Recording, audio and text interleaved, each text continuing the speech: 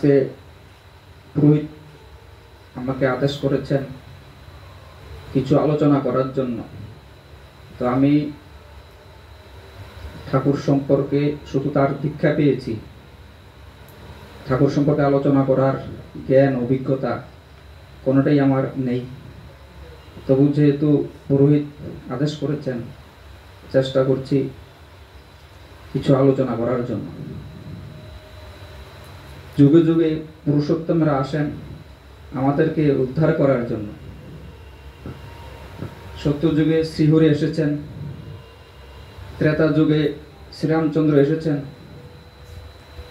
কলিযুগে দ্রাপর যুগে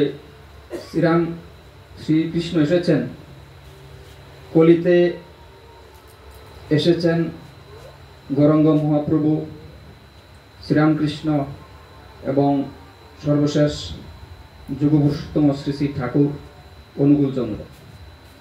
তো ঠাকুরকে একবার প্রশ্ন করা হয়েছিল যে যারা এসেছেন তারা তো বিভিন্ন অস্ত্র নিয়ে এসেছেন, যে ত্রেতায় শ্রীরামচন্দ্র তীর ধনুক নিয়ে এসেছেন, দ্রাপরে শ্রীকৃষ্ণ সুদর্শন চক্র নিয়ে এসেছেন, তো শ্রী শ্রী ঠাকুর আপনি কি নিয়ে এসেছেন? শ্রী শ্রী ঠাকুর বললেন যে তখন তো একটা রাবণ ছিল, একটা কংস ছিল, এখন তো ঘরে ঘরে এরকম মানুষ আছে, আমি কটাকে বধ করব? আমি প্রেম অস্ত্র নিয়ে এসেছি। প্রেমের মাধ্যমে শ্রী শ্রী ঠাকুর প্রত্যেককে উদ্ধার করার জন্য এসেছেন। তিনি এসে আমাদেরকে বিধান দিলেন যে যজন যাজন ইষ্টভীতি সুস্থিনী এবং সদাচার। তো এই পঞ্চবিধান যদি আমরা প্রতিপালন করতে পারি, তার মধ্য দিয়ে আমরা আদর্শ মানুষ হয়ে নিজেকে প্রতিষ্ঠিত করতে পারি। এবং শ্রী শ্রী ঠাকুর যে বলেছেন যে সৎসঙ্গ হলো মানুষ তৈরি করার যে কারখানা, ওই ঠাকুরের কথাটি বাস্তবায়িত হতে পারে। তো এই পঞ্চবিধান কি? পঞ্চবিধানের প্রথম আছে যজন। যজন হলো শ্রী শ্রী ঠাকুর সম্পর্কে জানা। শ্রী শ্রী ঠাকুর সম্পর্কে জানতে গেলে তার নাম ধ্যান করতে হয়, সৎসঙ্গে অংশগ্রহণ করতে হয় এবং শ্রী শ্রী ঠাকুর কর্তৃক যে বিভিন্ন পুস্তকাদি আছে, সদ্গ্রন্থাদি আছে, সেগুলি অনুশীলন করতে হয়। দেওঘরে অন্তত বছরে একবার যেতে হয়, আচার্য সঙ্গ করতে হয়। এইভাবে আমরা কি করতে পারি? ঠাকুর সম্পর্কে জানতে পারি। 2 নাম্বার ঠাকুর বিধান দিলেন যাজন, অর্থাৎ ঠাকুর সম্পর্কে আমি যা জানলাম, শুধু আমি জানলেই হবে না। কারণ আমি যদি পরিবেশকে যদি উন্নত না করতে পারি, তাহলে সেই পরিবেশে আমি যতই উন্নত হই না কেন থাকতে পারবো না। তাই ঠাকুর বিধান দিলেন পরিবেশকে উন্নত করার জন্য। শ্রী শ্রী ঠাকুর এখানে একটি ছড়া বলেছেন যে খাওয়া দাওয়া তো চলছে ভালো, ঘর কান্ন চলছে বেশ, পরিবেশকে উপচে তুল, নইলে প্রাপ্তি ক্রমেই শেষ। অর্থাৎ পরিবেশকে উন্নত করতে হবে।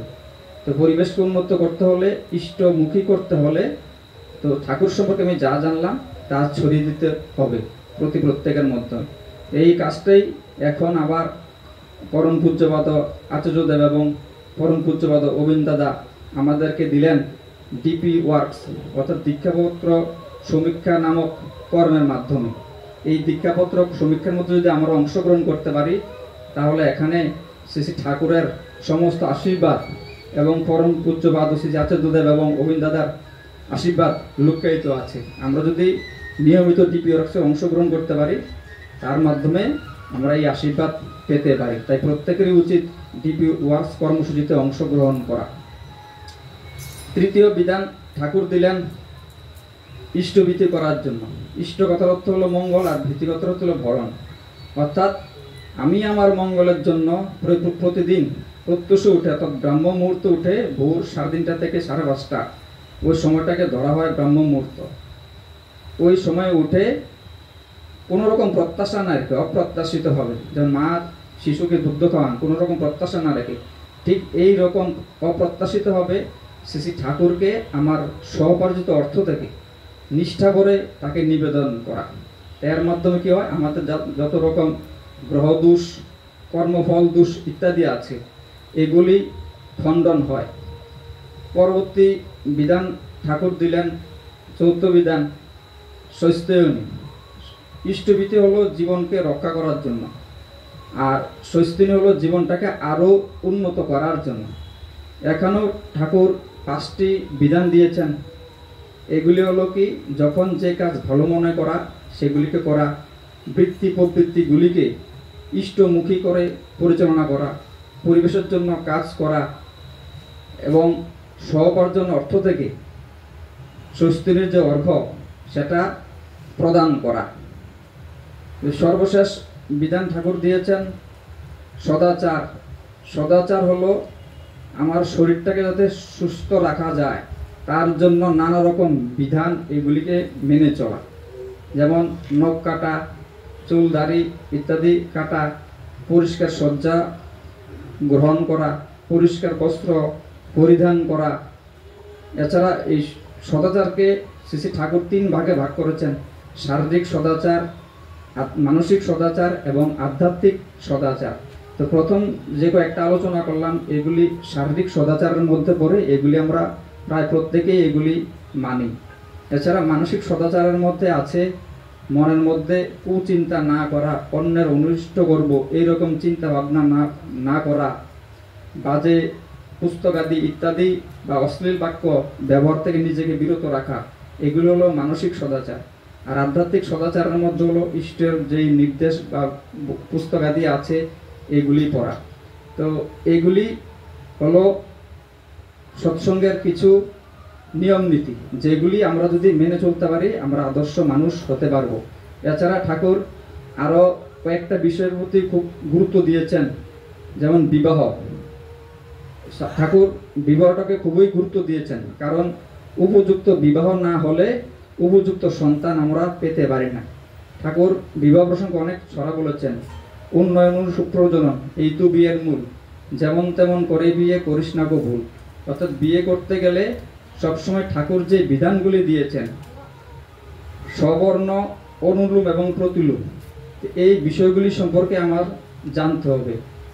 তো সব দিক থেকে যাতে বর কন্যা থেকে উঁচু হয় এই বিষয়টা রাখতে হবে।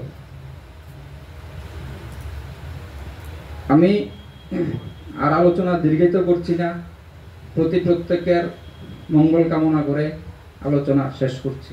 জয় গুরু।